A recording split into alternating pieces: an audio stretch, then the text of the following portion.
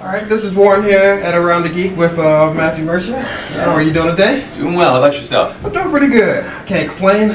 Thanks so much for having me. Not at all. Thanks for being on the show. Okay.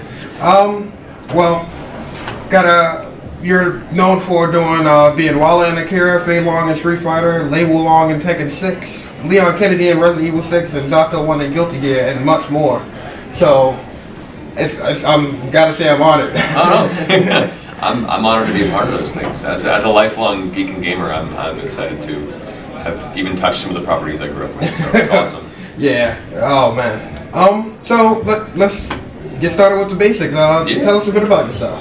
I'm a Los Angeles-based actor. I do on camera, but mostly voiceover. It's kind of where my passion lies. Did many years of theater, performance art training, improvisation, and eventually decided to see if I can fold both my geeky habits and interests into an actual performance career. And so far so good. I've definitely had a few years of creative living, as I call it. You know, where you're having to find out how to flavor ramen for dinner. Right. In your tiny little studio apartment. But for the most part, it's been very kind of me, been very good. I've met a lot of wonderful people, worked on a lot of great projects, and I'm hoping this trend continues. Yeah, I hope so too. You've been doing great work. Next up is where did you get your start in voice acting? Technically, I got my first taste of it. My father was an audio engineer. He did like audio post, music and effects into foreign films and stuff. And one of their clients was a company called Animes, and they were responsible for distributing the early like Cowboy Bebop and Trigun. Oh, nice, nice. And so my father became friends with the director on that because they were musicians. My dad started doing Walla and background stuff. Okay, okay. And I thought it was the coolest thing. I'm like just out of high school. My dad was like, "Hey, want to come watch your father record a cartoon?" I'm like, "Yeah, sure, Dad, anytime." And so I watched him record, and I talked to the director during one of the breaks. He was like, "I like the timbre of your voice. Why don't you hop in with the guys and finish it out?" And I was like, "Oh, me? Oh, okay." Bright-eyed kid, you know, just doing like background voices and "Hey, you!" and heads exploding. Bah! And I thought it was the coolest little thing. But then they stopped calling my dad and started calling me in. Oh. And he said if it was anybody else, he'd be angry.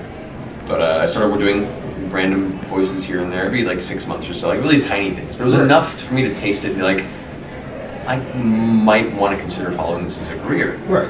And so many years later of doing it off and on, I decided I was getting enough work that I wanted to try it full time. Right. Save up a little money, quit my job, and lived creatively for a while. But took a lot of classes and workshops, networked a bunch, got an agent, you know, cut my demo.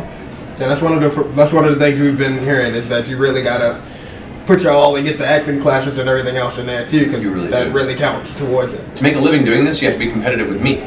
Right. And with Troy Baker and all those other people. I know I don't stand a chance. So. Well, that's not the case. But I'm saying that's a little effort you have to put into it. Right. Is you have to be able to take it seriously and know that you have to step into the room and be better than us. And I welcome it. I think it's great. More new blood into this industry is wonderful. In fact, voiceover is one of the few entertainment-based industries I've encountered that is very welcoming and very kind of family in how everyone gets along. You know, it's not as cutthroat as a lot of like on-camera stuff can be. But you have to really be as passionate to give it your all and be able to sacrifice a lot to get there. Right, right. Okay. So next up, so Leon Kennedy. How is it living as one of the top-notch Resident Evil guys out there? That was awesome. It was a huge proverbial nerd boner for me. I loved the old Resident Evil games. I played all of them growing up. So being able to step into the shoes of Leon Kennedy and take that over was a huge honor. It was also very daunting. Because when you have a character that's that loved and already established, you know that you're now on the chopping block. When all the fans are like, "So, did you mess him up?"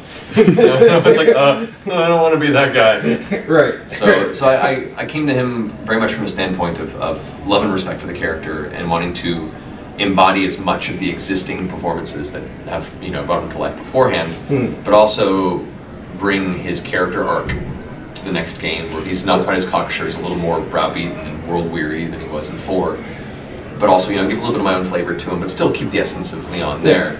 And so it was a great honor and a good challenge, and I was very happy with the result, and working with the people involved were fantastic. When I got the audition, I was already nerding out about it. And then I got the call back, and I was nerding out about it. And I was like, oh man, and then I got the call that I booked it, and I was like, I need to tell someone. I'm going to be under NDA for how long? You know? Right. That was the worst. It's like having to sit on that information for a year and a half where I can't tell anybody that I'm playing Leon Kennedy.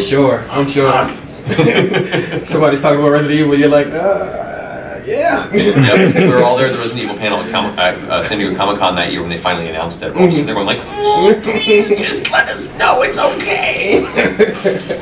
Such a relief. All right. So you said you game. Are you playing anything currently? Currently, I'm playing Evolve. That's a good one. Good choice. Good one.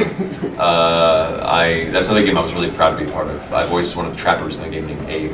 Right. Who has a big old handlebar mustache. And he was a lot of fun. But like, I love Turtle Rock Studios. I love what they did for Left 4 Dead, and this game is just awesome.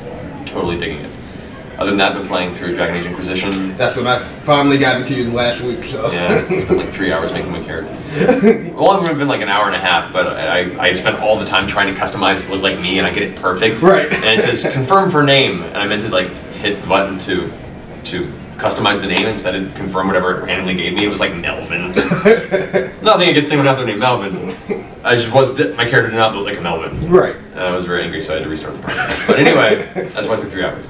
Other than that, playing World of Warcraft, the expansion's good. Okay. I jump in every now and then, not too often. Now pretty much like 1 or 2 raid nights a week, and that's about it. Other than that, it's just jump into my garrison every now and then, sending out followers and crafting. And I play tabletop miniature games as well. Oh yeah, just finally started getting into a lot of board games myself. So yeah, that's definitely a realm I'm trying to get more into. Yeah, War Machine's my jam. It's good. All right. Sticking with the gaming topic, I have to ask this: how fun was it to voice characters such as Fei Long and Lei Wulong? Oh, me as a fighting game aficionado, and have been most of my life, it was awesome. I used to play Tournament Street Fighter in high school, up at the B3 in San Francisco, the old Sunnyvale crew, back when Alex Valle like first made his career. Wow. I fought at the Street Fighter 4 launch party. I got to fight Daigo and Justin Long. We fought a couple times. They all kicked my ass, of course, but it was cool. Even still. Yeah, it was an honor to get my ass kicked by these people. Right. And so it was a great honor to be able to be part of these universes that I grew up in, were so involved and intrinsic to my youth.